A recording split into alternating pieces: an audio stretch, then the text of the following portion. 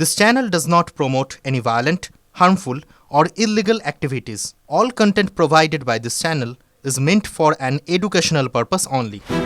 হাদি হত্যাকাণ্ডে বিরাট মোড়, মিথ্যা প্রমাণিত হয়ে গেল বাংলাদেশের দাবি। ইনকিলাব মঞ্চের নেতা ওসমান হাদির হত্যার পরই উত্তাল হয়েছিল বাংলাদেশ। হাদির হত্যাকারীদের ধরার জন্য সরকারকে ডেডলাইনও দিয়েছিল ক্ষুব্ধ জনতা। তখন বাংলাদেশের পুলিশ দাবি করেছিল হাদির হত্যাকারী ভারতে পালিয়ে গিয়েছে। সেই দাবিকে মিথ্যা প্রমাণ করে দিলেন ফাইজাল করিম মাসুদ, যার বিরুদ্ধে হাদিকে হত্যার অভিযোগ।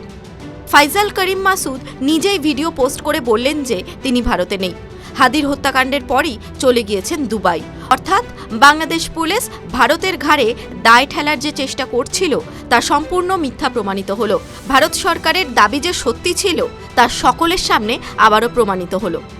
নিজের ঠিকানা বলার পাশাপাশি কেন বাংলাদেশ ছাড়তে বাধ্য হয়েছেন তাও জানিয়েছেন ফয়সাল। হাদির হত্যার সঙ্গে তার কোনো যোগ নেই বলেই দাবি করলেন তিনি। পুরোটাই চক্রান্ত বলে দাবি করলেন। মিথ্যা অভিযোগের কারণে তিনি যে দেশ ছাড়তে বাধ্য হয়েছেন তাও জানিয়েছেন ভিডিওতে। হাদির হত্যাকাণ্ডের আগে তার অফিসে যাওয়ার কথা স্বীকার করে নেন মাসুদ। তবে ইনকিলাব মঞ্চের সঙ্গে তার সম্পর্ক পুরোটাই ব্যবসা সংক্রান্ত ছিল। তিনি দাবি করেন যে হাদির হত্যাকারী যে বাইক আরোহীকে দেখেছে সেটা তিনি নন, তার ভাইকেও মিথ্যা ফাঁসানো হয়েছে।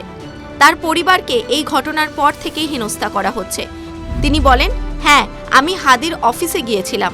আমি বিজনেসম্যান, আমার আইটি ফার্ম আছে। আগে অর্থমন্ত্রকে কাজ করতাম। কাজের বিষয় নিয়েই আমি হাদির সঙ্গে দেখা করতে গিয়েছিলাম।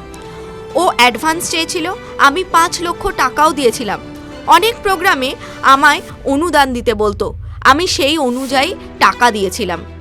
দুবাইতে চলে যাওয়ার প্রসঙ্গে তিনি বলেন, মিথ্যা অভিযোগের কারণেই তিনি দেশ ছাড়তে বাধ্য হয়েছেন এবং দুবাইতে এসেছেন। 5 বছরের মাল্টিপল এন্ট্রি দুবাই ভিসা থাকা সত্ত্বেও অনেক সমস্যার মুখে পড়তে হয়েছে। তাহলে ওসমান হাদিকে খুন করল কে? মাসুদের দাবি জামাতের হাত রয়েছে এর পিছনে। হাদি জামাতের তৈরি ছাত্রনেতা ছিল এবং জামাতের হাতই রয়েছে হাদির হত্যার পিছনে। TV9 Bangla digital.